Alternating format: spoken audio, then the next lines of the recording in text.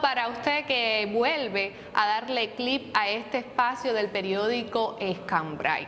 Cuba Toda estuvo muy pendiente en los últimos meses de la telenovela El Derecho de Soñar, un espacio televisivo que tiene muchísimos seguidores, y Santi Espíritus se prestigió con la presencia de Alberto Luberta, director y también guionista de esta propuesta audiovisual. Gracias a la invitación del Comité Provincial de la Unión de Escritores y Artistas, específicamente la filial de Cine, Radio y Televisión, a propósito de que efectuó la beca de creación Pensamiento RTV, y tuvo para bien hacer llegar hasta tierra del Yayabo a este experimentado realizador de radio y televisión. Entonces, sin más dilatación, vamos a conversar con este reconocido intelectual para conocer detalles de la telenovela y también de su propia vida. Bienvenido, Albertico, otra vez a Santi Espíritus. Y decía en la presentación que esta tierra se viste de lujo con tu presencia por habernos regalado una propuesta que tuvo muchísima aceptación. Pero yo quiero comenzar este diálogo. Eres hijo de dos sostenes de la radio cubana, Caridad Martínez y Alberto Luberta. Hacer esta novela dedicada a la radio fue casualidad, destino, legado, herencia. ¿Cómo fue? Bueno, creo que es una mezcla de unas cuantas cosas. Sí. Menos casualidad, creo que no fue casualidad, creo que no fue, pero lo demás sí, de todo un poquito. Bueno, primero muchas gracias a ti, y es un honor y una satisfacción estar en Santi Espíritus una vez más. Precisamente cuando surge la idea de hacer una novela de televisión en homenaje a la radio, pues pensaron en convocarme porque yo provengo de la radio, por herencia familiar y por trabajo propio también, que en un momento determinado. Yo decía el otro día en una entrevista que la gente piensa, y se dice mucho, de que yo me pasaba la vida en los pasillos de Radio Progreso de niño, y eso realmente no era tan así. Yo siempre he sido un poco tímido, ahora menos, pero cuando era muy penoso, y mi mamá me cogía por todo y me llevaba por todas las oficinas aquellas saludando gente, y entonces todo el mundo decía el mismo que digo, ay, que como ha crecido Albertico, si lo veo por la calle no lo conozco, y eso a mí, y un día dije, aquí no vengo más, y yo no pensaba ni de lejos dedicarme a esto ni nada, y bueno, hasta que un día entonces las cosas cambiaron en mi mente, empecé a escribir, empecé a ir a Radio Progreso, y ya empecé a ir a ver la radio de otra manera, y cada día que iba a la emisora a aprender, amaba un poco más la radio. Fíjate, el niño que la veía desde la distancia era uno, y el que empezó a ir a trabajar siendo todavía un muchacho muy joven era otro. Y ese amor por la radio, aunque yo hace tiempo ya que no trabajo en ella, pero se ha mantenido hasta el día de hoy. Y en la casa productora lo sabían, y por supuesto entonces me convocaron para el guión y también para la dirección, como convocaron a Ángel Luis, que también proviene de la CMHW y todo eso, y bueno, a partir de ahí que se nos diera esta oportunidad para nosotros fue algo grande. Y fíjate que lo hablo al nombre de los dos, porque en muchas entrevistas lo hemos hecho juntos, lo hemos conversado con gente. El guión fue a dos manos. Sí, ajá, lo hicimos entre los dos, y la dirección entonces también con Ernesto Fidel. Pero ese punto de partida, bueno, yo recuerdo que estaba grabando y recibí la llamada y me dijeron de la casa productora, ¿qué tú pensarías de hacer? ¿Estarías dispuesto a hacer una novela en homenaje a la radio? Y le dije, por supuesto que sí. Entonces, la idea inicial era lo que finalmente fue, que saliera ahora, hacerla todo muy express, en tiempo, paralelamente a la escritura, a la todo, para poder salir en julio. Después se dijo que no, que se iba a hacer para que saliera cuando saliera. Y bueno, el entusiasmo ya disminuyó un poco, pero bueno, después retomaron la idea inicial, porque no se quería, aunque no podía salir ya en los 100 años de la radio, que fueron en el 2022, pero que saliera lo menos distanciado posible, ¿entiendes? Claro. Entonces, bueno, fue un trabajo arduo, un trabajo de mucha gente, como es el trabajo audiovisual, donde cada uno pone su poquito, y gracias a todo ese equipo que participó de una u otra manera, gracias a la casa productora, la novela pudo estar en el aire, rindiendo homenaje, con luces y con sombras, con virtudes y defectos, pero haciendo un poco más visible la radio, y eso nos hace sentir satisfechos. Es una obra humana. Ahora, Albertico, ¿no fue un poco arriesgado dividir la novela en dos etapas? Sobre todo pensando en el contexto actual cubano, hacer una producción de época, es siempre muy complejo. Sí, fue muy arriesgado. Pero bueno, lo bueno que tenía es que desde el principio sabíamos que estábamos corriendo un riesgo. La idea, cuando volvemos a esa llamada, cuando nos convocaron, ya Ángel tenía un trabajo hecho por los 100 años de la radio en Radio Arte. Y la idea inicial era que ese mismo trabajo se adaptara para la televisión, y el propio Ángel Luis dijo, no, eso es improductivo completamente, porque cada capítulo es una época, eso va pasando por los 100 años de la radio, eso nosotros no lo podemos hacer en televisión. Ficción así, ¿no? Entonces, bueno, empezamos nosotros a chapoletear con las dos asesoras de ahí de la casa productora, la jefa de las asesoras, Eunice Peña y Luis Larramendi, que era la asesora de la novela como tal, a ver por dónde le entraba el agua al coco. Y finalmente un día Ángel Luis puso en el grupo la historia esta de María Valero, el accidente, que yo, que conocía la guerra del aire, o a Mestre, Amado Trinidad, que sabía tibiamente quién era María Valero, yo nunca había escuchado que su muerte había sido así, por ejemplo. Y entonces empezamos en la medida en que fue creciendo esa investigación, las personas involucradas, que hasta ese momento éramos 4, se fueron enamorando más y más de esa primera etapa, ¿me entiendes? Tenía muchos encantos y muchas cosas y las asesoras empezaron a hablar de hacer la novela completa de época, lo cual también era complicado, ¿no? En la casa productora no querían que hiciéramos ni un minuto de época, pero bueno, nosotros dijimos que sí.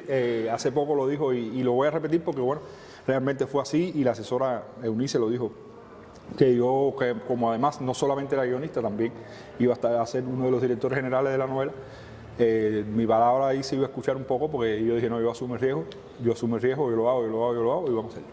A pesar del riesgo que sabíamos que estábamos corriendo, que te repito, lo supimos desde el primer día, yo fui un defensor de la época actual también por el hecho de que los radialistas de hoy también merecían ese homenaje. La historia de la radio no solamente está en 1948, no está en Luis Casas Romero en 1922, no solo está también hoy.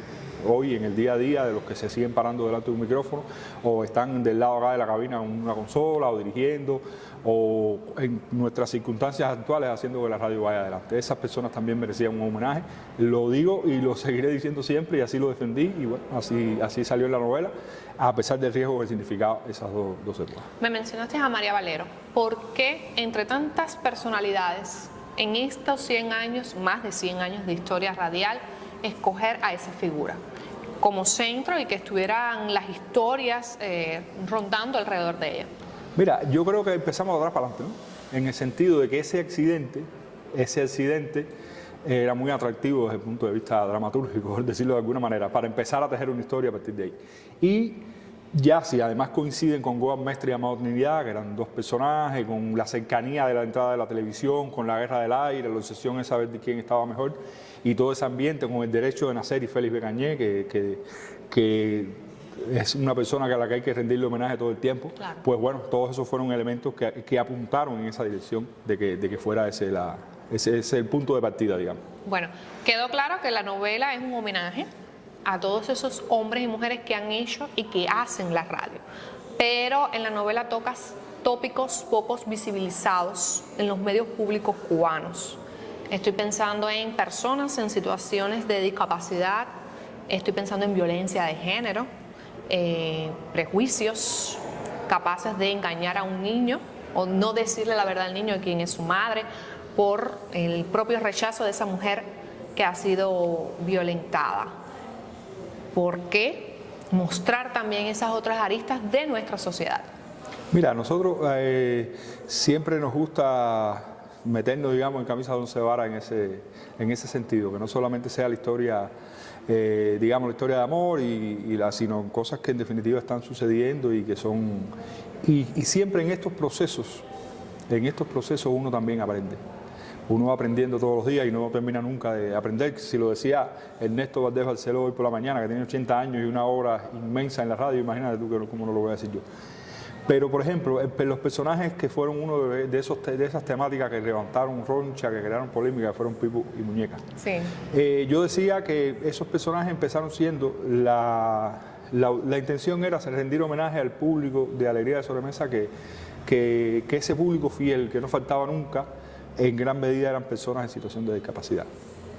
Pero luego fueron creciendo entre nosotros mismos, que nos fuimos enamorando a la hora de escribir, y los actores que le pusieron una impronta extraordinaria. Pero también yo no calculé el impacto positivo y negativo que podía tener en el público. Claro. Más allá de que tengan mucha presencia en la trama, que desde el punto de vista de dramatúrgico hayamos cometido un error, sobre todo en esos primeros capítulos donde tenían tanta presencia, eso yo lo admito. Pero que la gente se cuestionara de la manera que se cuestionó, mucha gente, ¿no? Había gente que sí, que simpatizaron mucho con ellos, muchas personas, y diría yo que la mayoría, pero hay también muchas personas que se cuestionaron, y yo creo que eso es una alerta de que no los ven como personas, como parte de nuestra sociedad.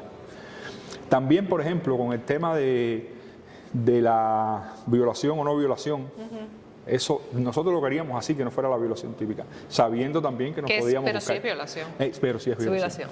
Lo que es la menos visibilizada. Así mismo. O la más aceptada como no violación, para llamarlo de alguna manera. Y Ray me decía, oye, es increíble, yo estoy impresionado porque las mismas mujeres me dicen que no, que eso no es violación, que si ella estaba ahí tenía que asumir, y a partir de que la novela está saliendo, una muchacha que había trabajado conmigo en un proyecto hace tiempo, hacía tiempo que no nos veíamos, ella me pregunta, a partir de, ¿en qué tú te basaste para escribir esa historia?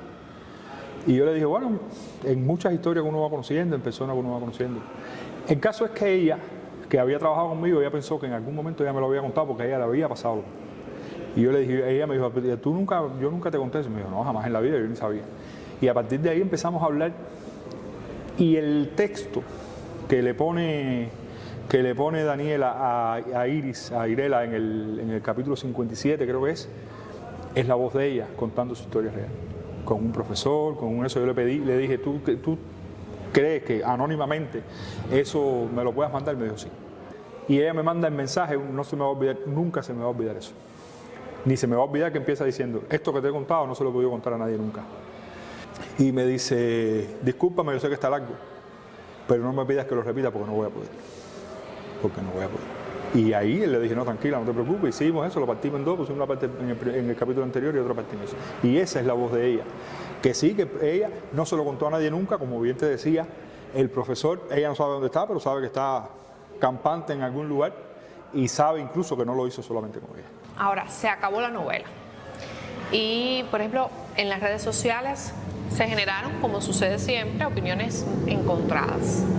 Pero, ¿qué sabor le quedó a Albertico y al equipo que trabajó intensamente durante tantos meses investigando, después haciendo la producción y después llevándolo a la pantalla? Con toda franqueza te digo que por lo que representa la radio para mí, en este viaje, las insatisfacciones son más insatisfacciones. No es que sean más, pero es que duelen más. Las cosas que contra esto lo hubiera podido hacer diferente. Entre las satisfacciones yo creo que la más grande, no sé si ya te lo mencioné, que el hecho de haber visibilizado la radio de alguna manera, de que la gente se interesara, eso mismo que se hablaba ahorita de lo de Boaz Mestre y Amado Trinidad, de lo del nieto de Amado Trinidad, que tuve la oportunidad de conocerlo y que nunca en su vida se había hablado de esa manera de su abuelo, y ahora lo está sucediendo. De que personas, de haber podido incorporar y haber podido homenajear a personas tan grandes y tan sencillas como Ernesto Valdés, como Iván Pérez, como tantos otros de los que está llena nuestra radio, afortunadamente, que como yo siempre digo, son genios y no lo saben. Haber puesto nuestro granito de arena creo que es la mayor satisfacción en que la radio vea, el público vea, que la radio se hace por seres humanos y no por personas que vienen aquí a divertirse, como yo decía por la mañana. Por seres humanos que sienten por este medio, que tienen tanta bomba y le ponen tanto amor a la radio como se lo ponían los de 1948. Exactamente. Bueno, sé que eres un hombre que no te detienes. ¿En qué proyectos? Bueno, en tu carrera hay muchísimas cosas súper interesantes y diversas. Lucha contra bandidos, entrega, la novela que acaba de culminar, pero bueno, ¿en qué anda, Alberto? ¿Qué anda cocinando? Estoy esperando para editar la segunda temporada de Habla con los Muertos, que ya la grabamos y ya debe ser entre una cosa y otra para enero.